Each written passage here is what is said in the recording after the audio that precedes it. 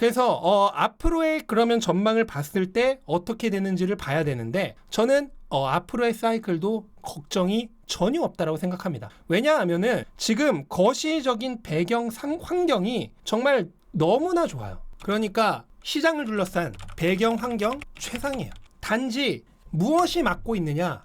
지금 현재는 관세죠. 그 다음에 얼마 전까지는 중동이었죠. 관세 등의 외부 악재가 길막하고 있는 상황이에요. 길막하고 있던 상황. 이것은 뭐냐면 거시환경이라고 하면 뭐냐면 지금부터 시장이 나아갈 방향이에요. 그 방향은 진짜로 고속도로 뻥뻥 뚫린 것처럼 뻥 뚫려 있었어요. 근데 그거를 외부 악재, 중동이나 관세는 아직도 영향을 미치고 있죠. 이런 외부 악재가 길막을 하고 있었던 상황이다. 그럼 거시 경제 환경이 좋은 거를 뭘로 알 수 있느냐? 간단해요. 이 표 하나가 모든 걸 나타냅니다. 2025년에 미국의 경기 침체가 일어날 것인가라고 하는 이제 폴리마켓이라고 하는 그러니까 투자자들이 돈을 걸고 예측을 하는 곳이죠. 거기서 5월이면 불과 2달 전이죠. 불과 2달 전만 하더라도 올해 경기 침체가 올 확률을 3분의 2로 봤어요. 근데 현재 얼마로 보고 있느냐? 20%로 보고 있습니다. 이것은 왜 그럴까요? 경기가 여전히 그렇게 많이 나빠지지 않습니다. 그 다음에 고용이 이번에 실업률이 또 4.1%로 낮아졌죠? 하지만 신규 실업수당 청구 건수를 보면은 약간씩 높아지고 있어요. 그래서 고용도 여전히 그렇게 나빠지지 않고 있습니다. 경기와 고용이 나빠지지 않고 있기 때문에 경기 침체로 갈 확률이 거의 사라지고 있는 거죠. 다만 경기와 고용이 너무 강해버리면 안 좋아요. 그렇게 되면은 연준이 금리를 낮춰야 될 필요가 없죠. 그런데 조금씩은 나빠지고 있어요.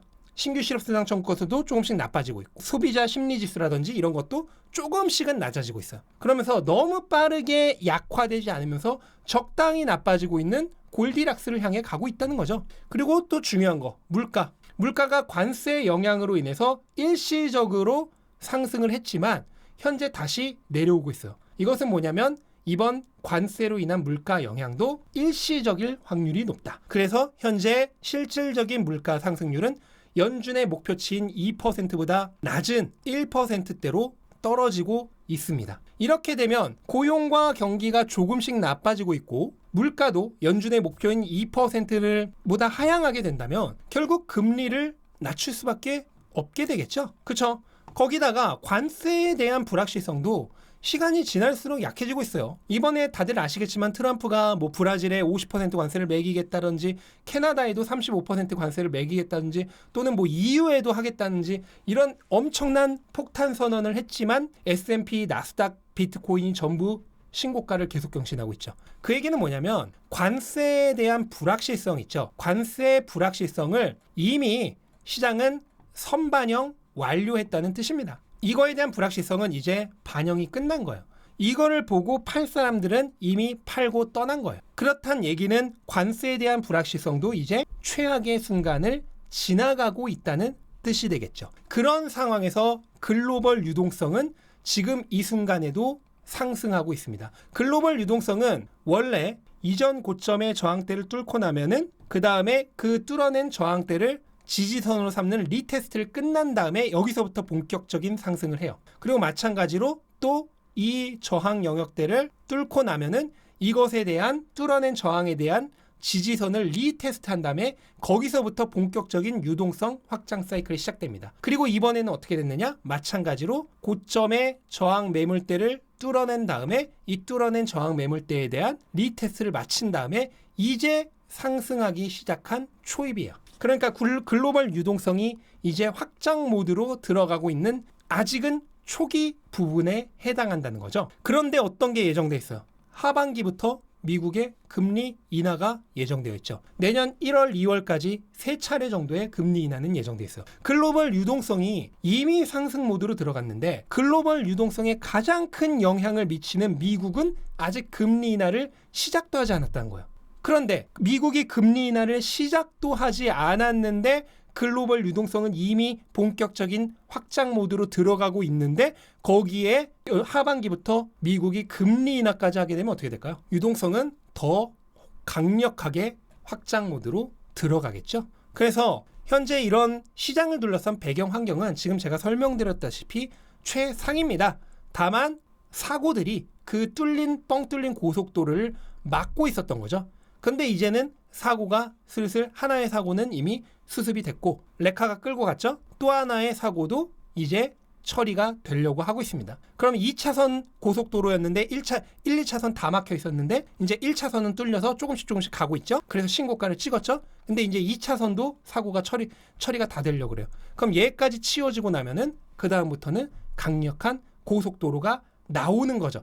다만 8, 9월이 여름 약세가 원래 위험자산 시장에는 시즌적으로 굉장히 자주 나오기 때문에 사고가 이제 다 수습돼서 한번 고속도로 뻥 뚫린 길 달려볼까 하는데 이 사고 때문에 길막당하고 있어서 휴게소를 못 가서 화장실이 너무 가고 싶어. 그래서 8, 9월에 잠깐 화장실을 들려야 하는 그런 상황이다. 그렇게 이해를 하시면은 전반적인 현재 시장을 둘러싼 그림이 다 이해가 되실 겁니다. 원래였으면은 비트코인이 제가 예전에도 계속 말씀드렸지만 여기 부근에서 저는 뚫고 올라갈 확률이 굉장히 높다라고 말씀드렸었죠. 그런데 이때 중돈 정쟁이 일어나면서 한 달 이상 지연이 된 겁니다. 가려고 하는데 앞에 사고가 났으니까 그냥 흐름이 확 꺾여버린 거예요. 그래서 원래 가야 될 타이밍보다 한 달 이상 시간이 지체된 거예요. 그러면은 지체되다 보니까 그 뒤에 오르려고 할 때도 역시나 모멘텀이라고 하는 게 있잖아요. 원래 위험자산 시장은 여름 시즌에 좀 약세, 8, 9월 약세가 있는데 그거를 완전히 무시하고 갈 수는 없다는 거죠. 그래서 여기에서 지체된 만큼 앞에 사고가 나서 내가 시간이 지체됐으면은 원래는 다음 휴게소에 들릴 거였다 하더라도 화장실을 못 간 지 오래됐기 때문에 바로 눈앞에 보이는 휴게소에 들러야 되죠. 그런 느낌 정도라고 생각을 하시면 될 것 같아요. 그래서 이번에 이제 또 한번 우리가 하나의 가격대를 돌파하고 새롭게 가격 발견 모드로 들어갔는데 지금까지 계속 설명드렸듯이 사이클이 아직 많이 남아있다고 생각해요. 뭐 MVRV, G-스코어라든지 NUPL, SOPR, 파이사이클 탑 인디케이터 그런 수많은 인디케이터들이 있죠. 그런 애들이 아직까지 고점이 굉장히 멀다는 것을 나타내주고 있어요.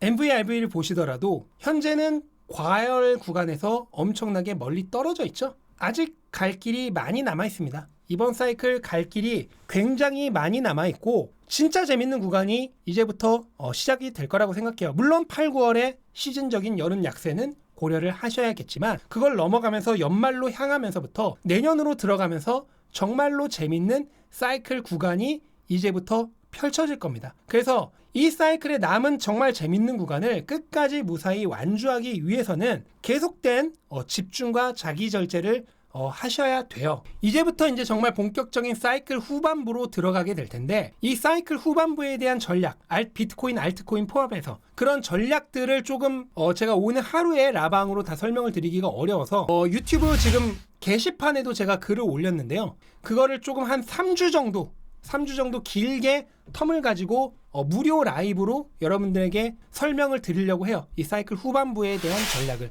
뭐 네이버에 멘탈이 전부다 검색을 하시면은 이렇게 제 이제 홈페이지가 나오는데 여기 홈페이지 가면은 슈퍼사이클 투자 챌린지라고 떠요. 거기 누르시면은 3주 동안 무료로 그냥 라이브를 통해서 왜냐면 오늘 공개 라방 하나로 지금 사이클 후반부에 대한 전략을 설명드리기 어렵기 때문에 사이클 후반부 전략에 대해서 3주 동안 설명을 드리는 그런 일종의 챌린지를 하려고 합니다. 그래서 단순히 라이브 방송만 하는 게 아니라 커뮤니티 통해서도 계속해서 사이클 추적이나 여러 정보들을 드리고요. 여러분들이 좀 재미로 참여하실 수 있도록 공부와 챌린지라고 하는 이름에 맞게 공부에 도움이 되실 수 있도록 뭐 다양한 퀴즈나 또는 그 퀴즈를 맞췄을 때의 상품이나 이런 혜택들도 드리면서 재밌게 조금 3주 동안 공부해보는 그런 시간을 좀 가져보려고 해요.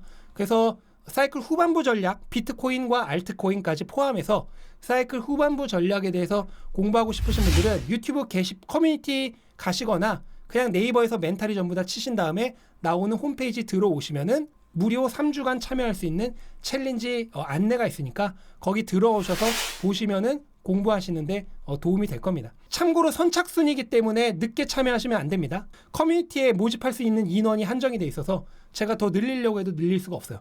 그래서 말씀을 드리자면 투자는 항상 제가 말씀드리는 게 있죠. 지금 오늘의 얘기가 아니에요.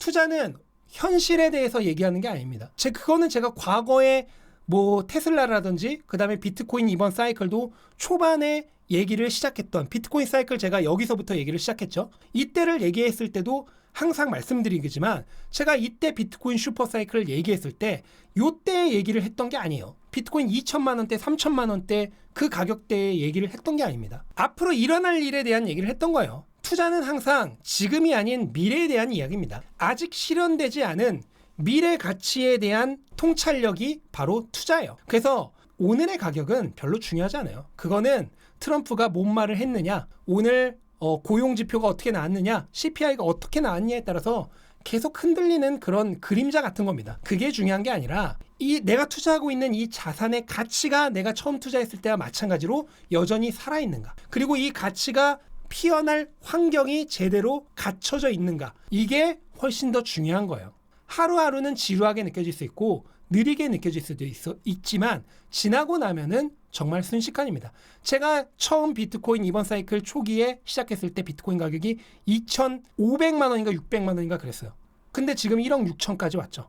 돌아보면은 순식간이었어요. 근데 그때는 지루한 순간 당연히 저도 있었죠. 앞으로 사이클이 반년, 1년 얼마큼 갈지 모르겠지만 길어야 1년 정도겠죠. 그 시간도 정말 순식간에 지나갈 거예요. 그리고 그 시간이 지났을 때 가격도 돌아보면 지금 가격이 말이 안 되게 싸게 느껴질 만큼 전혀 다른 가격이 되었을 겁니다. 그래서 여러분이 비트코인이나 또는 알트코인 투자하고 있다 하더라도 거기에서 명백하게 비전을 보고 투자를 하셨으면 그 자산의 가치가 여전히 유지되고 있는지를 보시고요. 그 자산의 가치가 피어날 환경이 여전히 그대로인지만 보시면 됩니다. 그것만 보면 되지 하루하루의 가격은 중요하지 않아요. 그거를 믿으면서 끝까지 가신다면은 결국 이 길의 끝에 도달했을 때 지금 이 라이브 방송에 참여하고 계신 모든 분들은 다 넘치도록 충분한 보상을 받게 되실 겁니다. 그러니까 포기하지 마시고 지루해하지 마시고 계속 꿈을 꾸고요. 투자는 결국 꿈에 대한 얘기입니다. 앞으로 일어날 가치의 실현의 꿈에 대한 얘기예요. 그 꿈을 보고 그 꿈을 따라 걸어가십시오.